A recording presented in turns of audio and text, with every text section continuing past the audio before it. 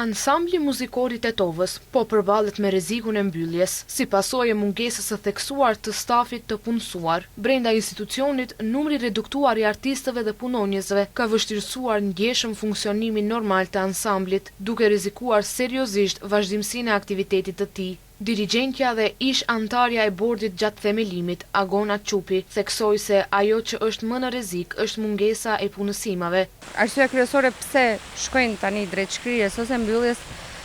tentojnë të shkojnë drejt shkrirjes ose mbylljes është arsyeja se nuk ka të punësuar. Për momentin në ansambël gjenden vetëm 2 të punësuar, të cilët janë marrë me transfer, nuk janë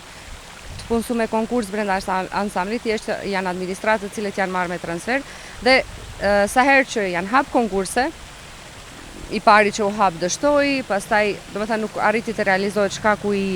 zgjedhjeve, pastaj më vonë çdo herë që janë bërë kërkesat për punësim nuk janë miratuar dhe kjo ka rezultuar në mungesë punësimesh. Për dirigjenten Çupi, ansambli është diçka që ajo bashkë me gjithë kolegët e saj në Tetovë e kanë ëndërruar kur kanë qenë në shkollë të mesme, ku dhe kanë nisur me orkestrën kametrale të rinjëve në vitin 2015, ku dhe kanë pas edhe koncertin e parë.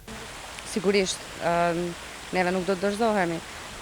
Besoj komuniteti artistik nuk